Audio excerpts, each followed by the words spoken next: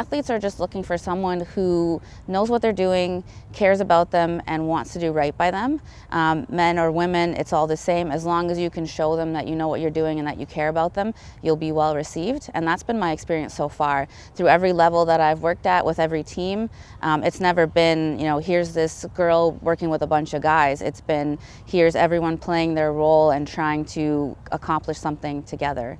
Being the first woman of color to work as an athletic trainer on an NHL bench was an overwhelming experience. When you set goals for yourself, you always imagine that you'll achieve them, but when you do, it can be a very overwhelming and emotional experience.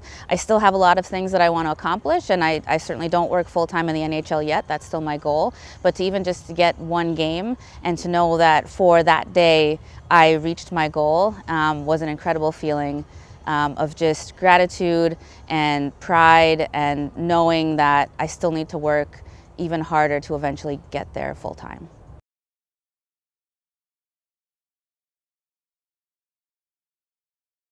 Out of school, I started in the NCAA with St. Lawrence with their Division I hockey team, and then moved on to the Adirondack Thunder in the ECHL, and then up to here with the Ontario Reign. So I kind of just tried to keep working in hockey, keep pursuing that pathway. Aisha Visram, head athletic trainer, Ontario Reign.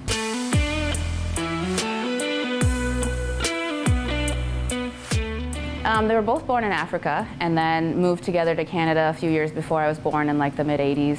And then they didn't really push us. My dad played soccer growing up, and cricket is a big thing in the African Indian culture, so they were kind of into that. But we both loved it, and they were really supportive of letting us try it and putting us in learn to skate classes and power skating and all of that. So they really supported the fact that we loved it. I started out as a student. They have you work a bunch of different sports, which is good because you learn different skills, you learn to work with different people. But I always tried to sort of align my path towards hockey. Yeah, like every other stereotypical Canadian, I grew up watching Hockey Night in Canada and grew up watching the game. My parents came over to Canada a few years before I was born and started watching the game as a way to kind of immerse themselves in the Canadian culture. So that's kind of where it started for us, and my brother and I watched it growing up, and we both watched and played a lot of different sports, but hockey was always the one. And I did play growing up, but I wasn't very good.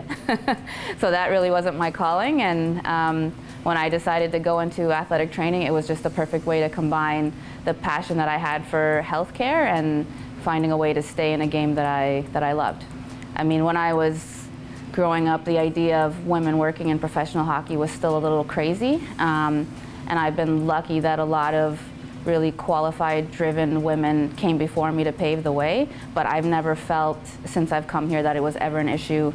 I think it just really means that the game is trying to be more inclusive. I think for a long time it had a reputation of not really being that way, and I think this push is showing that none of us feel that it's an exclusive sport for a certain group of people.